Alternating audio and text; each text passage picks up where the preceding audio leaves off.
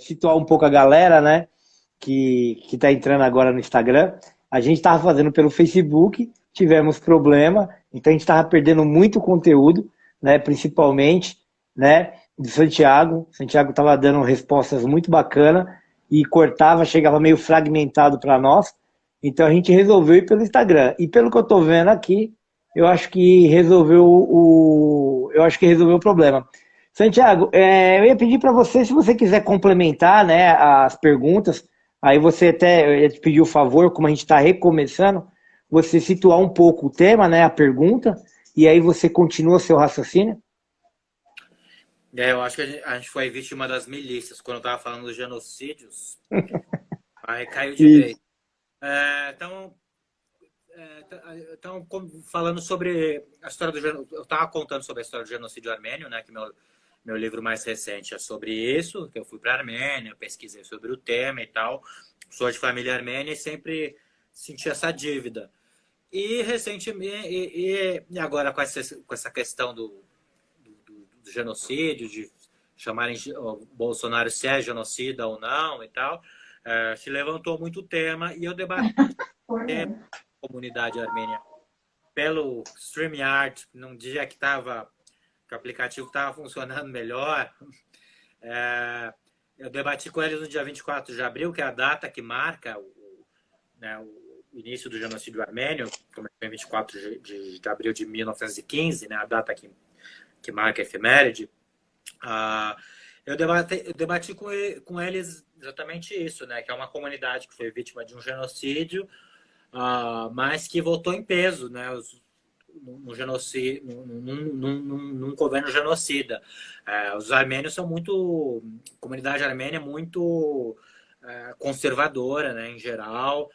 Claro que tem os armênios pela democracia, até um grupo que foi criado perto das eleições, que inclusive eu conheço os fundadores, que era um grupo armênio totalmente anti-Bolsonaro e tal. Mas a comunidade votou em peso nele, né? A comunidade conservadora, religiosa e tal, votou em peso no Bolsonaro. E eu questionei isso, né? Durante esse debate sobre o possível genocídio, né? Que eu acreditava que isso, que o Bolsonaro acreditou que poderia se sacrificar os mais velhos e os mais fracos, os doentes e tal, com a pandemia, que não, né? Ele próprio falou, vai morrer alguns mesmo, não sei o quê. Talvez eles não achassem que os números fossem chegar, né, a ser tão grandes como estão sendo, mas ele achou que era ok sacrificar os mais velhos e os doentes, as pessoas com comorbidades, para não sacrificar a economia, para não prejudicar a economia, né? Então, acho que disso, de certa forma, pode sim ser considerado um novo genocídio, uma nova forma de genocídio. Mas eu comentei isso nessa live com uma comunidade armênia e veio um monte de gente me xingar de esquerdista e de xingar o próprio host, né, o próprio anfitrião que estava fazendo o debate, que é o dono do canal, chamando o canal de canal esquerdista, que não ia mais seguir o canal por causa dessas coisas. Até chegou uma pessoa a falar assim, um absurdo, o Brasil aceita a sua família de braços abertos e você vem falar mal do país, né? Como se aquele papo do começo, como se todos nós não viéssemos Sim. né? Como se a família do Bolsonaro também não tivesse, como se eu fosse menos brasileiro, né? Como a família do Bolsonaro não tivesse vindo de fora também. A família de todo mundo que né? Quem não é 100% indígena chegou ao Brasil de uma forma ou de outra, né? Veio de fora. Então, falar que o Brasil me aceitou, então eu não posso falar, mas o Brasil aceitou minha família sei lá quantos anos atrás, né? Dezenas de anos atrás, e eu não posso falar mal do presidente que está destruindo esse meu país, né? Eu sou tão brasileiro quanto qualquer um, né? Nem cidadania armênia eu tenho, eu poderia ter, né, se eu quisesse tirar, mas eu não tenho. Minha cidadania é puramente brasileira. Então, eu achei engraçado, assim. Mas essa foi a discussão que eu tive sobre essa pergunta mesmo, do genocídio armênio em contraposição com os genocídios atuais. O livro, Fé no Inferno, né, trata realmente eu procuro fazer esses paralelos. Né? Por que é interessante falar sobre o genocídio armênio, que atingiu uma comunidade tão distante, uma comunidade que é pequena no Brasil, que são 40 mil armênios no Brasil, mais ou menos. Uma comunidade pequena. Então, o que interessa falar sobre isso mais de 100 anos depois no Brasil hoje? E o livro faz esse paralelo com as minorias que são perseguidas hoje em dia, né? Que são os negros, os homossexuais, os indígenas. Os indígenas, especialmente, têm um paralelo com os armênios, porque eles são os nativos, né? Os indígenas são os verdadeiros nativos do Brasil, assim como os armênios eram os nativos daquela região, né? Do Império Otomano, da Turquia, e que estavam sendo expulsos de suas terras, como os indígenas sempre foram. Né? O que a gente precisa entender, e eu acho que é muito legal você trazer isso para a gente, que é o seguinte, nenhum sistema fascista, né, ou de ditadura tal, começa o genocídio de forma já assumiu, faz um genocídio. Não é assim. Não é assim. Ele vai dando, ele vai ficar fazendo pequenas perseguições às minorias, enfim, ele vai se instalando, só aí depois para cometer várias barbáries. Né? Então, isso historicamente é assim em todos os lugares que aconteceu. Então, você trazer eu acho que assim é de muita sabedoria e assim de muito talento da sua parte, que fazer um livro assim, eu imagino que deve ter dado uma pesquisa de anos, né? Você não consegue escrever um livro desse sem pesquisa, sem investir. Você viajou, você foi para a Armênia, você fez amizades, você se relacionou com grupos, né? Acredito que você deve ter lido um material enorme também, né? Então, para poder trazer um conteúdo que eu acho que é muito importante para a atualidade, né? Aqui no Brasil, né? Nós já tivemos problemas no passado e parece que a memória foi esquecida. Então, né, parece que foi esquecido isso.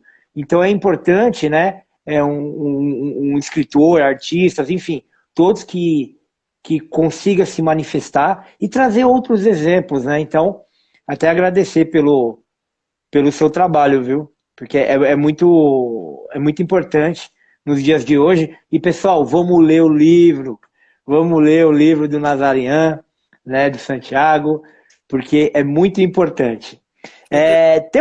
Pode complementar enquanto eu vou ver as perguntas aqui. Eu tenho umas colocações muito boas, especial. Realmente isso. Tem uma fala do ministro do interior da Turquia, que ele fala exatamente isso, que eles começaram a exterminar os armênios e tal, e uma hora eles falam, agora não dá mais para voltar atrás, né? Eles vão ter que fazer um genocídio mesmo, porque eles já fizeram tanto, eles já, né, arrasaram tanto com a vida dos armênios, que se eles não tentassem destruir, acabar com toda a raça armênia, né? Toda a população armênia, os armênios iam se voltar contra eles. Então foi exatamente como você falou, uma coisa gradual. Chegou a um ponto que eles não podiam mais voltar, já tinham feito tantos horrores que eles tinham que procurar a solução final, né, que eles falam, que é exterminar a raça toda.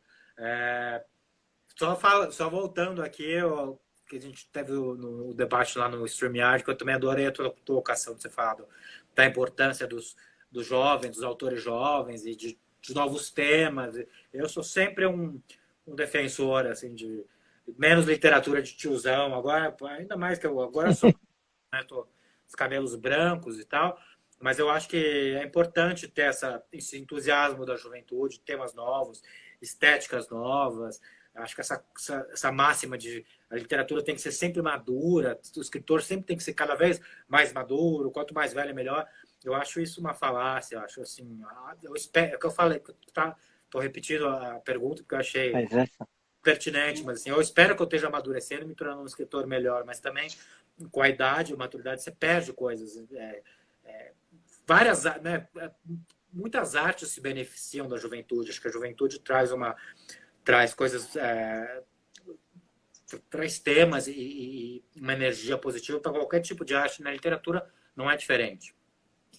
Existe já vou fazer uma pergunta aqui da Nínive, Mas antes, até para complementar isso, existe uma pesquisa feita na Universidade de Brasília, que a professora Regina, agora não me lembro agora, mas se não me engano foram 20 e poucos anos de pesquisa, ela fez um censo dos livros, né? Ela fez um censo IBGE dos personagens.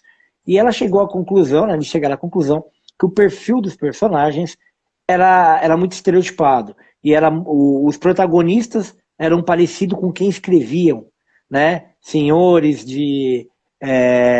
homens, cis, héteros, com formação acadêmica, enfim. Quando você pega livro de jovens e da literatura marginal, que é de editoras independentes, de selos independentes, enfim, da galera da periferia, você vê que isso muda radicalmente. Começa a aparecer outros tipos de protagonistas, né? Eu acho que é muito dentro disso que a gente está falando, e isso é muito importante, não só pela representatividade, a gente ganha mais representatividade, né? Por exemplo, eu como uma pessoa de periferia, quando eu leio, eu me identifico mais quando eu vejo um protagonista negro, quando eu vejo um protagonista mulher, né? Aqui em Heliópolis, a maioria das famílias, né, financeiramente falando, são chefiadas por mulheres. Então, quando eu leio um livro onde uma mulher tem esse papel, eu me identifico, eu lembro de parentes, eu lembro de vizinhos, enfim, né? Então, é muito importante mesmo, né?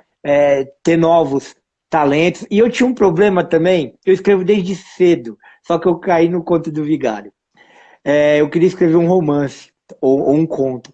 E eu fiquei protelando, porque eu falei assim, não, eu tenho que ficar velho. Enquanto isso, eu vou escrevendo música, eu vou escrevendo poema, eu vou escrevendo pequenos textos para ir pegando a prática. E quando eu ficar velho, então eu também caí nisso. Só que eu acabei escrevendo com 30 anos. Já não, né, não, porque eu pensava que era quando eu tivesse 50, 60 anos. Ainda bem que eu abri o olho antes e escrevi meu primeiro romance com 30 anos, né? Eu vou fazer uma pergunta da Nínive, tá bom? Ela quer saber de você, eu vou ler do jeito que ela escreveu. Como ele consegue escrever para todos os públicos, porque pelas pesquisas fiquei sabendo sobre um livro infantil que ele fez, A Festa do Dragão Morto, e agora esse livro com um tema que aconteceu lá atrás, mas que tem a ver com a história atual do nosso país. Eu acho que eu escrevi muito para vários públicos também porque a carreira, a gente vai avançando na carreira. Eu era jovem, então eu escrevia para jovens, fui envelhecendo, fui acompanhando a minha idade, escrevendo para pessoas da minha idade. Aí tive uma sobrinha, meio que resolvi escrever para crianças.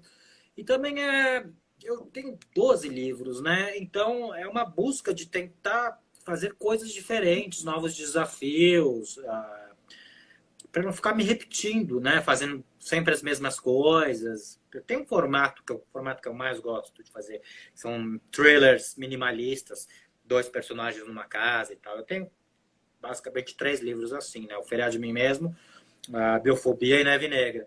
Esse é o formato que eu mais gosto de fazer e que eu me sinto mais confortável fazendo. Quando eu fiz o Neve Negra, que é o terceiro livro mais ou menos nesse formato, que é um livro que eu gosto muito, eu achei que era o que eu posso fazer de autocrítica é que foi um livro muito fácil de ser escrito. Porque era uma encomenda de uma produtora de cinema que queria um livro de terror e tal. Então, eu recorri a um formato que eu sabia. Mas aí eu procuro desafios mesmo para me aperfeiçoar e para me desenvolver como escritor. Então, o Fire Inferno foi o primeiro livro que eu tive uma pesquisa pesada de 5 anos. Fiquei 5 anos escrevendo.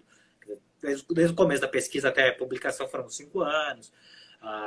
Então é meio uma busca consciente assim, de tentar fazer coisas diferentes, mas dentro do meu universo, dentro do que... Todos os meus livros têm essa coisa, né, que eu chamo de existencialismo bizarro, que é esse flerte com terror. Até o livro infantil tem uma coisa meio de terror e de fábulas.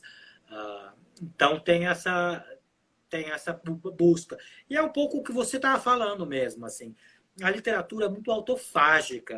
O escritor acaba sempre falando não só de si, mas o livro é muito usado para discutir a própria literatura, né? Muitos livros que o personagem principal é escritor, que o tema central é a escrita, ou a solidão do escritor, ou as dificuldades de escrever. Eu tenho isso, em certa medida, assim, é difícil de fugir, assim, de fugir dessas questões quando você está escrevendo, de você querer remoer a própria escrita, né? Essa coisa da metalinguagem, essa coisa autofágica mesmo da literatura, falar da literatura. Eu faço isso, assim, de uma forma ou de outra, em vários livros, quase todos os meus livros. Mas eu também procuro fugir, tentar driblar um pouco, né? Por exemplo, Biofobia era um livro que falava muito da minha coisa do artista chegando à meia-idade, tá meio decadente, era meio como eu me sentia na época, e eu troquei o protagonista, transformei ele em cantor de rock para não ser mais um escritor falando da crise do escritor. Tem um livro que chama Mastigando Humanos, que é narrado por um jacaré, mas também o jacaré escreve. Então eu tento driblar um pouco isso, assim, que eu acho que é um desafio difícil para o escritor fugir de tratar da própria escrita. E também, claro, tem a coisa do lugar de fala, né? É difícil você fazer um protagonista negro, eu não tô, sei lá, periférico, se você não é negro e periférico. O Neve Negra tem dois, o Fé no Inferno tem dois protagonistas. Um é um velho armênio, tem meu lado armênio, mas não tem meu lado velho, não tanto. E tem um gay de ascendência indígena, né? Que tem um lado meu homossexual, mas o meu lado indígena é bem... Eu tenho algo bem distante do lado de pai, assim. Eu não tenho uma... Com certeza não cresci com a cultura indígena. Mas é isso, a gente tenta driblar e chegar. Eu tento um pouco fugir desses estereótipos e clichês do narrador branco, hétero e classe média, mas também a gente esbarra naquela coisa de falar sobre o que você sabe, os temas que te afligem, né? E, sei lá, é difícil eu escrever um livro sobre passar fome, eu nunca passei fome. Então, acho que tem essas barreiras mesmo. Esse eu acho que é um grande desafio do escritor, né? Porque às vezes a gente tem a ideia de tocar em algum assunto, em falar alguma coisa, por alguma outra coisa que tocou a gente, né? Que tocou a gente, e só que aí cai nesse lugar, né? A minha protagonista é uma mulher, né? Eu escrevi em primeira pessoa, e é uma prostituta, mas que eu me inspirei nessa história, me sentindo mal conversando com algumas prostitutas. Eu estava num posto de combustível, eu fazia logística, então eu parei num posto de combustível e o motorista do caminhão, eu estava viajando com ele na boleia, ele sentiu muito sono, eu falei, você descansa enquanto eu vou ali fazer meu relatório.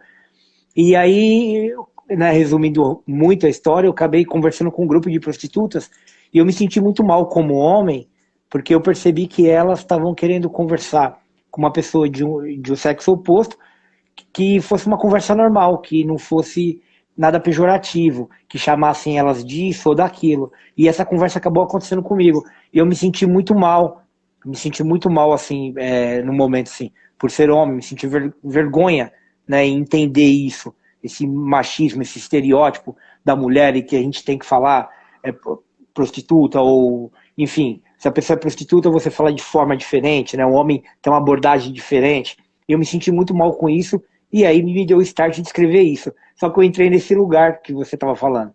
Foi muito difícil, eu assumi. Como que eu vou escrever?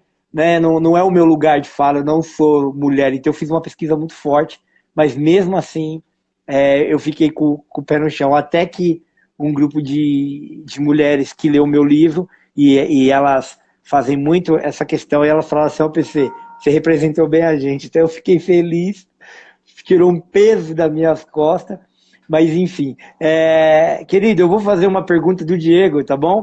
Ele me mandou aqui. Oi, pode falar. Paradoxo do lugar de fala, né? Porque muitas vezes você tem essa coisa de você não pode se colocar no lugar do outro, porque você tem um lugar de fala, mas muitas vezes algumas pessoas que não têm, não é que não tem voz, não é que não tem voz, mas elas não têm meio, sei lá, às vezes a prostituta não tem como sentar e escrever, né? A pessoa que está toda noite tendo que trabalhar, ganha batalhando a vida na pista, não vai conseguir sentar na frente do computador e escrever um livro. Ou sei lá, quem está preocupado em não morrer de fome, não vai ficar, né, não vai ficar divagando sobre sua própria condição em páginas e mais páginas e tudo, né, com a ortografia, a gramática corretas que exige a literatura. Então tem esses paradoxos assim, você não tem um lugar de fala, mas você também, essas pessoas muitas vezes não têm voz, ou não é dado voz, é complicado. Verdade. E aí a gente, né, com todo respeito, a gente tenta fazer esse trabalho. A pergunta do Diego é a seguinte: como você vê a proposta de escritores como da Patrícia Seco de reescrever clássicos literários, como o do Machado de Assis, para popularizar mais e difundir os livros clássicos, que possuem uma linguagem de mais difícil entendimento? Eu acho uma bobagem, assim, porque, putz, assim, você quer ler Machado? Lê Machado, entendeu? Se quer para facilitar, então vai ler outro livro. Tanto livro bom para adolescentes, assim. Adolescente não precisa ler Machado de Assis. Quer ler Machado? Acho que é bom apresentar e falar, ó, tem isso. E vão ter aqueles que vão se encantar e tem aqueles que não. Eu li Machado de Assis na adolescência, para mim não disse nada. E ao mesmo tempo eu estava descobrindo, sei lá, Oscar Wilde, que tinha aquela coisa dandy, gay e tal, que tinha muito mais, que me encantava muito mais. Cara, Fernando Abreu, por exemplo, me comunicava muito mais na adolescência do que um Machado de Assis. Então, acho que assim, se é para ler, lê o original. Se é para facilitar, dá um bom livro que tem a ver com o jovem, que uma linguagem que ele entenda melhor, e que o universo dele tem muita, né, muito... Acho que eu acho uma bobagem. Por exemplo, eu falei que eu estava, né, falei na conversa no StreamYard que eu estava adaptando um livro clássico para fazendo uma série, mas daí é outro meio, né? Eu estava adaptando para outro meio, eu estou transformando numa série de áudio, com 10 episódios e tal. Eu não posso falar que livro é ainda, eu acho, mas em breve sai e posso falar. Mas acho assim, quando adaptar para outro meio, sei lá, fazer um filme, fazer uma série, ok, mas um livro, para que ele lê, sabe, o mesmo livro facilitado? Eu lembro quando eu era adolescente, que às vezes algumas escolas, raramente, porque eu estudei em boas escolas, assim, mas pediam versão adaptada, e minha mãe falava, não, adaptado eu não te dou, você vai ler, ou você lê ou você não lê. É original. O adaptado de algum clássico, assim, sei lá, um Shakespeare, por exemplo, acho que aconteceu com Shakespeare, e acho que teve uma vez com Shakespeare, assim, que deram... Shakespeare tem muita, no Brasil tem muita obra adaptada, muita. Eu estudei teatro, tem muita obra adaptada. Aí eu acho que é melhor ver o filme, entendeu? Ver um filme de Hamlet, ver uma peça, porque é adaptado do mesmo meio, então lê outra coisa, lê um livro, uma época de capa e espada, sei lá. Concordo. Eu, quando li Machado, eu confesso para você que eu fiquei até com raiva. Obrigado para fazer prova na escola, que eu acho que isso é um erro, se afasta muito da literatura. E eu já tinha passado por alguns autores clássicos, eu já estava com raiva. O Machado foi tipo o último, assim, da lista. E aí eu acabei ficando com raiva, acho que eu fiquei até um ano sem ler e eu tinha o hábito de ler. Mas eu comecei a ficar com um pouco, né, tive que tirar férias. E aí depois eu voltei lendo literatura mais contemporânea e brasileira. Depois, na faculdade, né, anos depois, né, eu fui estudar letras, anos depois eu revisitei Machado. Eu já achei ele genial, então não era o momento de eu ter lido. Quando você falou que não é para jovem, né, não é para adolescente ler Machado. É uma linguagem mais, né, mais difícil acesso, como o Diego comentou. Tem mais pergunta aqui? Sim. Deixa eu dar uma olhadinha aqui. Qual que é a sequência? Diego Bolemi. Ó, tem uma. Eu vou virar aqui de lado para poder acessar o computador. Diego Bolêmico perguntou: tive que ler Dom Casmurro no ensino médio. Caí na bobeira de falar que li metade do livro. Fui bem na prova e a professora me deu 5. Questionei o porquê, ela respondeu: metade do livro, metade da nota. Tadinho do Diego Bolêmico. Essas coisas acontecem, né? Eu acho que... E deixa eu Deixa eu me dar outra pergunta aqui. Cadê? Pera aí, que tem um monte de... Saiu da ordem aqui. Ó, vamos lá. Como o pessoal tá mandando aqui pelo WhatsApp, então talvez a gente vai sair de um tema, depois acaba voltando, porque eu não vou conseguir raciocinar aqui, né, pela sequência. Então eu vou ler conforme tá chegando. O Diego também perguntou como a sua formação de publicidade afetou a sua escrita. Olha, eu morria. Eu estava falando, né, na outra conversa que eu fiz a faculdade de publicidade porque eu gostava de escrever, né? Tenho uma mãe que sempre trabalhou com livros, sempre trabalhou em livrarias. Eu trabalhei em livraria quando eu era adolescente, quando eu tinha 19 anos. E sempre tive muito livro em casa, gostava de ler, gostava de escrever e achava que podia ganhar dinheiro fazendo redação publicitária. Só que no meio da faculdade eu comecei a me achar tudo aquilo uma bobagem, achar que a publicidade estava contaminando a minha escrita, que eu queria, né, fazer um grande romance mal do século, assim, eu era aquele jovem gótico tal, que queria fazer um romance mal do século e achava que a literatura estava me influenciando com essa coisa comercial. E eu comecei a trabalhar em agência cedo, porque eu tive um tio que deu um pistolão, me colocou na Young and Rodican como estagiário, depois já fui para Futura, que era uma outra agência de São Paulo, depois trabalhei numa agência grande, Porto Alegre. Trabalhei até os 24 anos como redator publicitário, ganhava bem, mas eu sentia mesmo que eu tinha medo de me contaminar com aquela escrita, assim, aquela coisa de fazer sacadinhas, ideias, sacadinhas. Eu vejo alguns publicitários que estão escrevendo o primeiro livro e tal, e você vê um ranço assim, de publicidade. Pode ser um preconceito da minha parte, mas eu vejo. Hoje, já faz 20 anos, né, que eu não trabalho com publicidade. Então, eu espero que não tenha ficado nada. Espero que não tenha ficado nada. Então, espero, sei lá, como talvez o lado bom da autopromoção, do marketing, tenha ficado alguma coisa, mas eu não trabalho com publicidade há muito tempo. Eu fiz até uns freelas, assim, depois que eu larguei a agência, quando eu já era um autor publicado, fiz um freela ou outro para algumas marcas, pessoas que eu conheci da publicidade que me passaram. Mas foi pouca coisa, há muitos anos que eu não trabalho, então eu espero que não tenha ficado nada. Eu acredito que não. A Ala, né, uma das nossas participantes, né, ela pergunta assim, deixa eu ver aqui, ela queria que você falasse um pouco sobre a definição de seu trabalho como existencialismo bizarro e o porquê do bizarro. Foi um rótulo que eu inventei anos atrás, assim, meio para... Ó, a parte da publicidade, né? Eu acho que sim. O que você escreve? Eu quis dar um rótulo, assim, para o que eu escrevia. Esperava que pudesse criar um movimento, viessem novos existencialistas bizarros e tal. Mas nunca, ninguém pegou. Eu queria tanto que alguém falasse que também fazia existencialismo bizarro. Entendeu? Não queria ser o detentor, assim, o monopólio do... Eu queria criar uma corrente. Mas pelo menos ninguém assumiu. Se alguém faz existencialismo bizarro, ninguém assumiu assim, a influência ou a linha.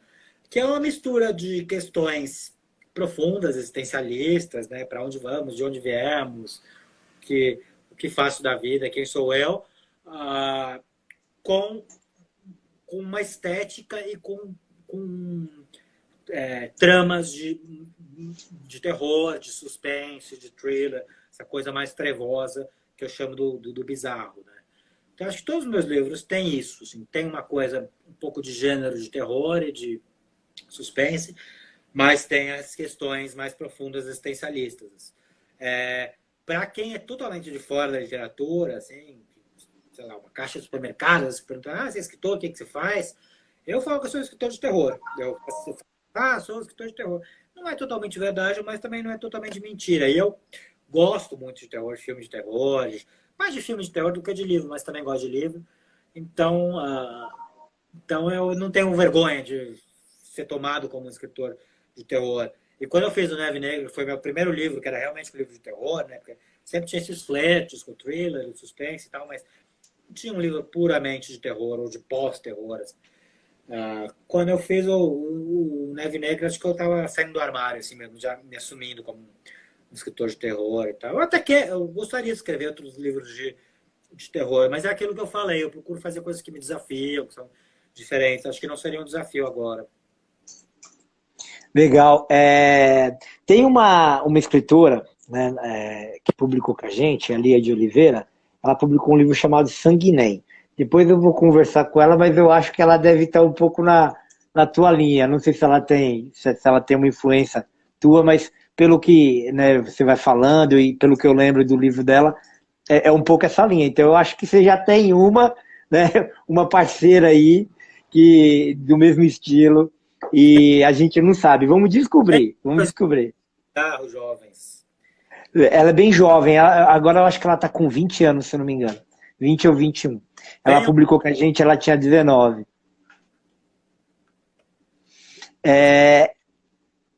Começou a cortar um pouquinho, cortou. Eu falei, venham para a igreja do existencialismo bizarro. E eu acho que ela é uma seguidora. Tem mais uma pergunta aqui. Deixa eu ver aqui. Diego, você tem uma escrita que usa um conteúdo mais pesado, ele colocou entre aspas, né? Um humor classificado como humor negro, também entre aspas. Sarcasmo e tal. Isso está em várias obras. Entre elas, o Pornofantasma. Em meio aos dias de hoje, você teme em ser vítima da onda do cancelamento? Não, eu acho que são coisas diferentes, na verdade. Eu gostaria de ser até um escritor mais pesado. Eu acho que todo o humor que entra nos meus livros sempre suaviza um pouco. Eu lembro, inclusive, que a minha editora na Companhia das Letras, quando eu entreguei a primeira prova do Neve Negra, e até alguns amigos, alguns primeiros leitores tiveram, eles falavam que o meu humor tirava um pouco do peso do livro e do medo do livro. Por mais que fosse um humor sarcástico e tal, e que às vezes meu humor é também meio trash, assim, meio pastelão até. Mas que tirava um pouco do medo do livro e tal. Então, eu gostaria de ser mais pesado. Mas uma coisa que eu não consigo levar tanto a sério, essa coisa do terror e tal, por isso que eu acho que eu coloco humor. E outra coisa que é um pouco da minha origem, assim, né? Eu fui para Disney com 9 anos de idade, então não dá para eu ficar pousando de underground, por mais que eu tenha vivido muito, passado por muita coisa na vida, muito perrengue, tomei muitas drogas, conheci o underground, tive muitos amigos do underground. Eu sou né, nasci numa família de classe média alta armênia, nos Jardins, nunca estudei em colégio público, então tem um limite para o que eu consigo chegar no underground. Né?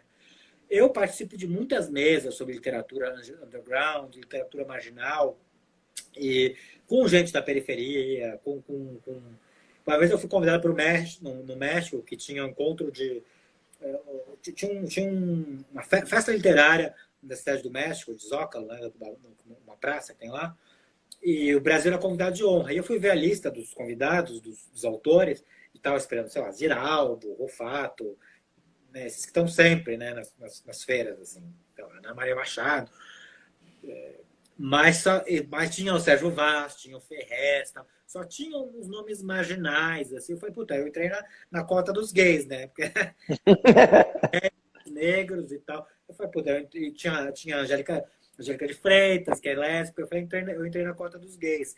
Então eu entro muito nessa cota do underground por ser gay. E não é só automático, eu sou gay, mas eu sou um gay Mauricinho, sou um playboyzinho que sou taxado de underground. Eu acho que se eu não fosse gay, por ser de uma família de classe média alta, que estudou em bons colégios, talvez eu fosse um Mauricinho. O fato de eu ser gay me levou para conhecer outros tipos de pessoas, me relacionar com gente de periferia, porque para mim aquele povo dos Jardins, né, onde eu morava, uma casa com piscina, aquele povo não me bastava, meus colegas não me bastavam. Então, assim que eu comecei a virar adulto, e 18, 19 anos, eu fiz banda com o pessoal de periferia, eu ia ensaiar lá no Quinto dos Infernos, na Zona Leste, eu tocava teclado, eu levava um teclado enorme, pegava o metrô, ia lá no fim da Zona Leste ensaiar, e foi engraçado que eu consegui consegui levar eles para Pinheiros, para a gente ensaiar em Pinheiros.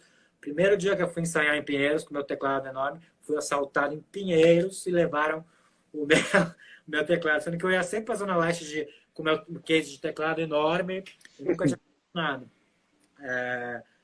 Então, acho que o fato de eu ser gay que me levou, abriu os horizontes, me fez sair de casa, conhecer outras pessoas, me relacionar com pessoas de classes, de classes sociais diferentes, ir para Londres trabalhar de barman. Então, lá eu era um latino, imigrante legal, não tinha visto para trabalhar lá, que estava trabalhando.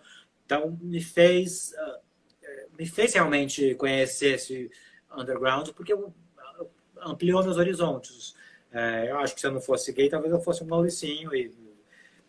Ou talvez não, né? Porque meus irmãos também não são, eles trabalham com arte. E você acredita que essa sua experiência que você teve, né? Você começou a andar em outros meios que não era o seu, você foi viajar, foi trabalhar ilegal em outro país. Você acha que até onde contribuiu com a sua vida artística, com o seu processo de criação, essa variedade toda que você experimentou? Olha, para mim é fundamental.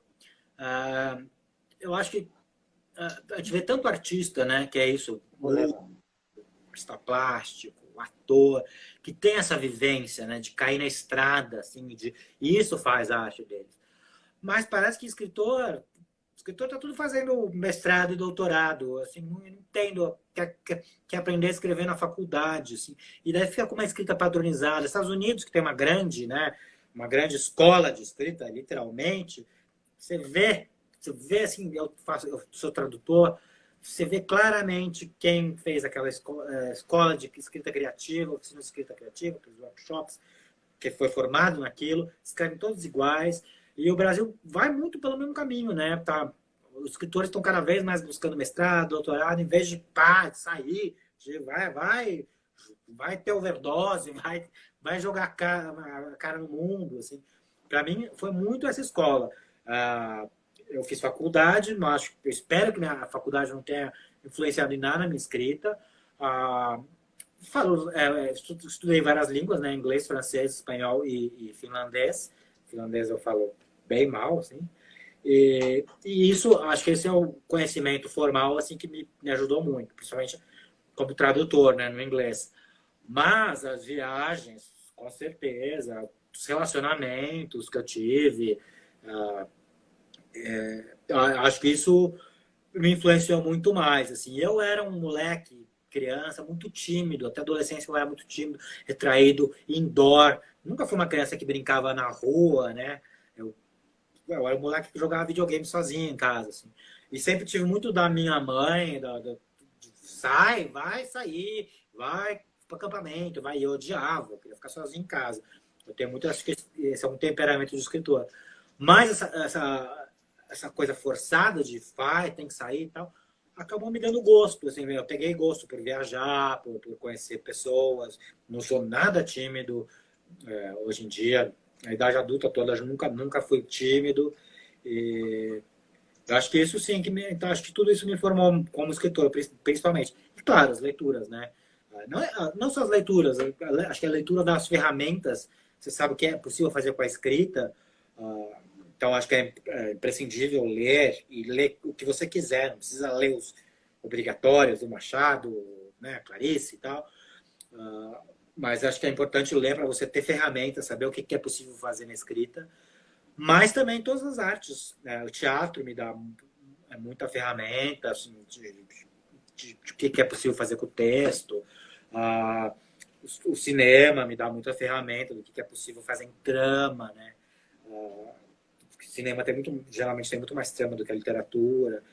Então são várias, acho que as artes, acho que o repertório assim das artes e da vida é o que para mim acho que é o principal para um escritor, muito mais do que um estudo formal e do que o mestrado, doutorado em literatura. Escrita, eu sinto muito isso, que escrita é muita observação, é muita vivência, né? Isso, se conseguir, né, criar essa prática de observar, viver e conseguir colocar no papel, que é um grande desafio, né? Eu acho que é bem esse caminho, assim, tá muito bacana. Como a gente só tem uma hora de live pelo Instagram e a gente tá faltando 14 minutos, Eu vou ler mais uma pergunta aqui, tá? O Diego se empolgou. Ele deve estar com inveja de mim. Ele que queria estar aqui falando com você, ó. Ele está mandando muita pergunta aqui, ó. Ele colocou assim, ó. É possível adaptar de forma fiel, com qualidade, uma obra literária para o cinema? Tirando o aspecto financeiro, você acha que as suas obras teriam condições de ser adaptadas de forma fiel ao cinema? Eu acho que é possível, mas nem sempre é o preferível. Assim. Eu tava vendo, engraçado que eu estava lendo esses dias um conto do Paulo Henriques Brito, do livro novo de contos dele, chama Castiçal Florentino, acho, um livro de contos. É o último conto desse livro novo dele, fala exatamente disso, de um cara que está adaptando um autor que ele ama, assim, que ele acha muito difícil adaptar para o cinema, e o livro e o conto traz todas essas questões. É o conto mais longo, inclusive, do livro. Eu já tive essa experiência de adaptar alguns livros meus para o cinema.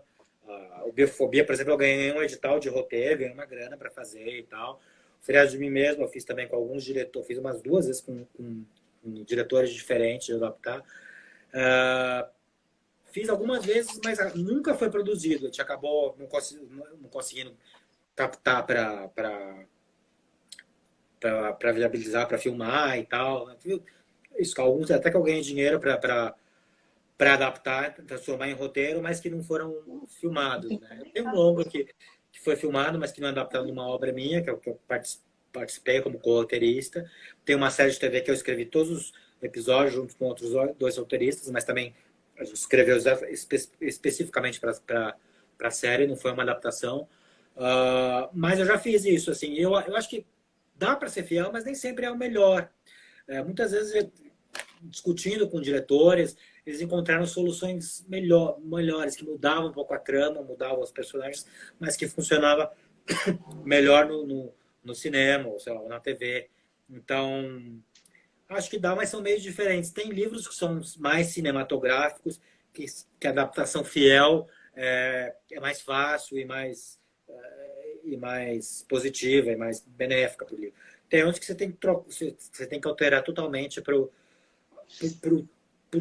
tema ou o teor se manter em outro meio, né? Então, acho que é isso, assim, acho que é possível, mas depende do livro e nem sempre é o melhor.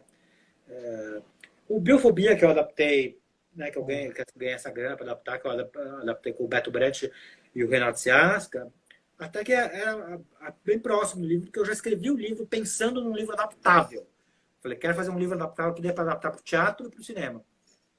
Então, já escrevi pensando nisso.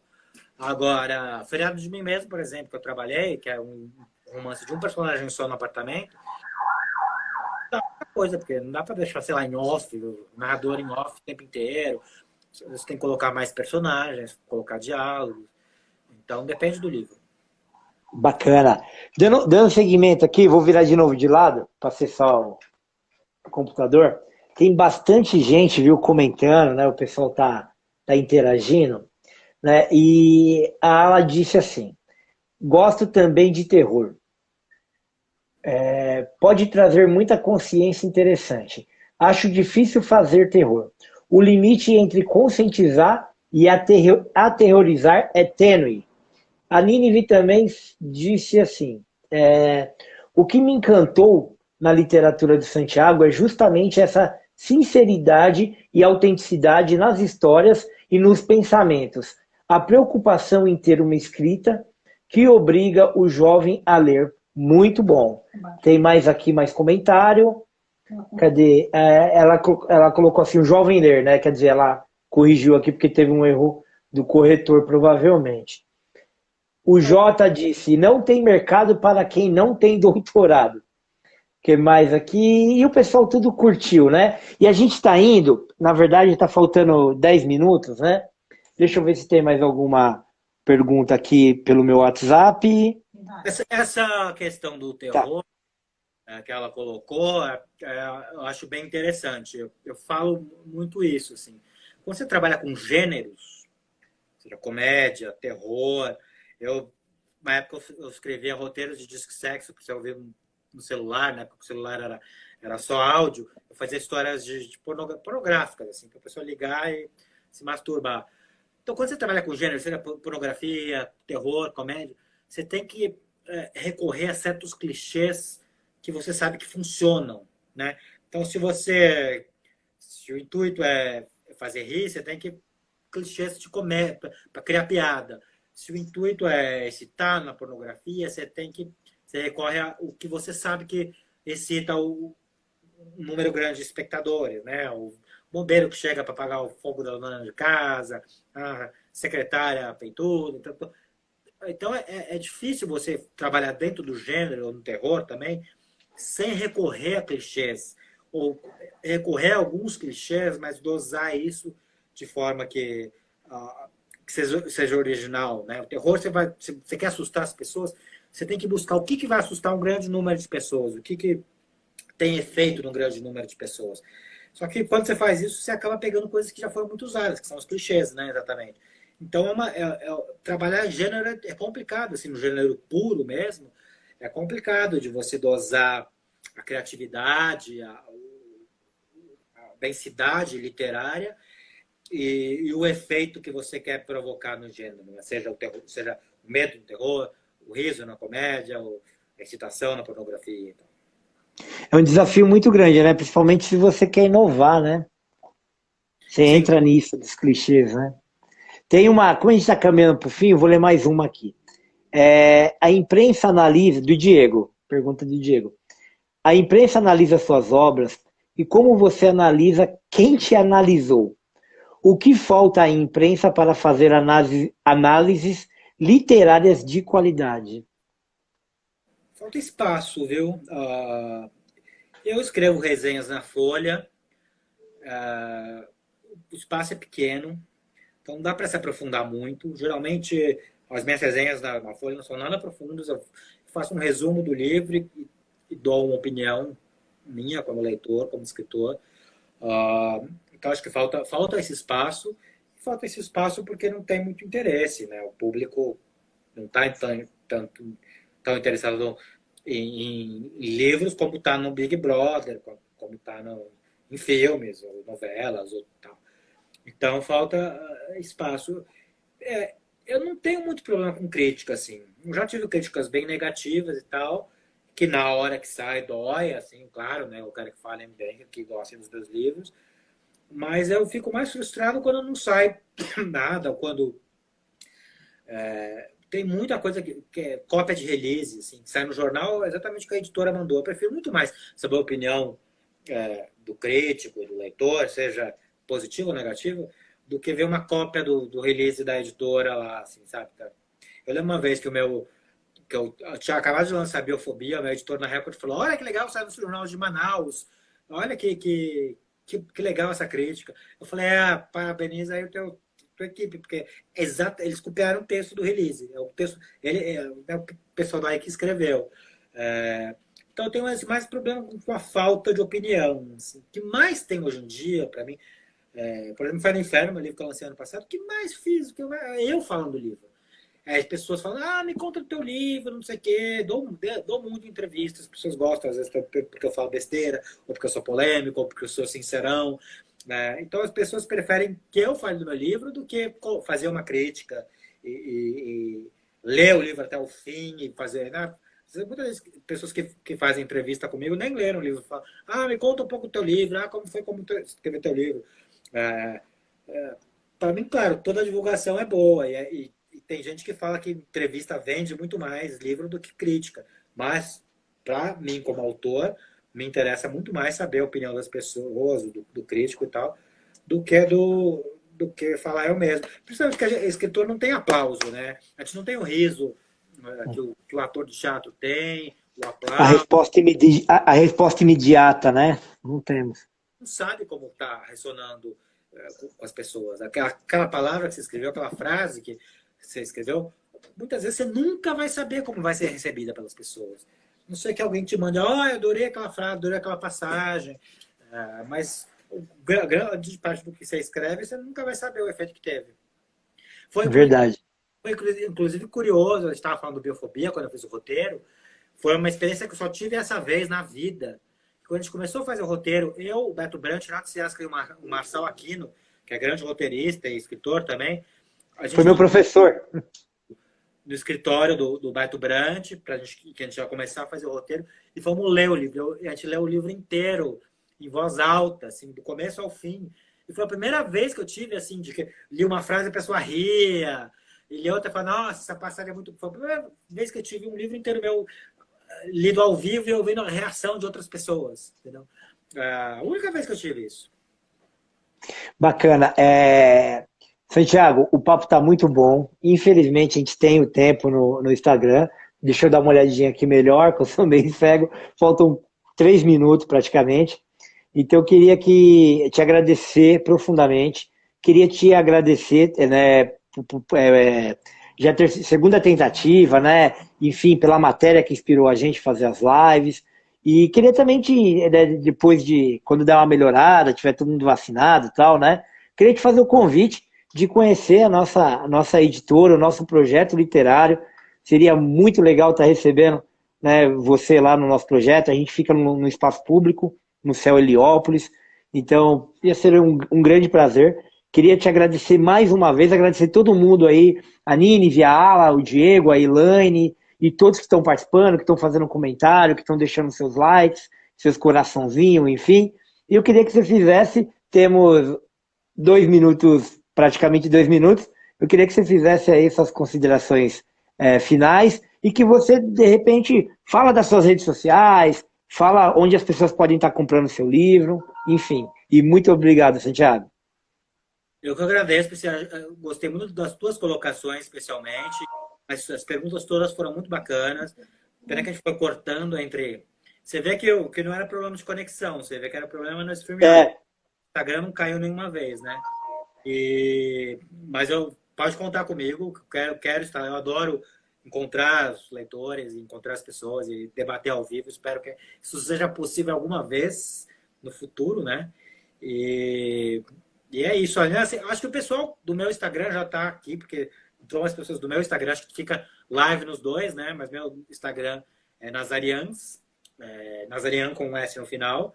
E aí, o principal. E tem o santiagonazarian.blogspot.com, que é o mesmo blog que eu mantenho há mais de 15 anos. Acho que é o blog mais antigo de literatura do Brasil, desde 2014. 17 anos. O blog mais antigo de literatura do Brasil. E eu continuo lá escrevendo. Tenho até vergonha das coisas antigas lá, mas tá lá. Mas mantém que é importante. Já deu 1 hora, daqui a pouco vão derrubar a gente. Então, muito obrigado, um beijo para todo mundo. Valeu, fiquem bem, galera, se cuidem. Valeu, Santiago.